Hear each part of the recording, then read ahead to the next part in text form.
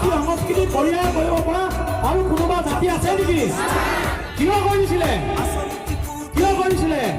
কাৰণ আমি সকলোৱে একত্ৰিত আৰু ঐক্যবদ্ধভাৱে আগবাঢ়ি যাবৰ কাৰণে নিজৰ স্বকীয় ধৰ্ম, ভাষা, কলা, কৃষ্টি, সংস্কৃতি, আমাৰ মচা বা আমাৰ পুৰুষসকল, দেৱাই বাইদেউ এইসকলৰ ওচৰত এই আমাৰ ৰাজকীয় যিসমূহ সম্পদসমূহ থৈ গোটেই বৃহত্তৰ বৰ অসমখনক আমাৰ চাউলুং চুকাফাই আদৰ্শৰে ঐক্যবদ্ধভাৱে এটা জাতি গঠন কৰি থৈ গ'ল।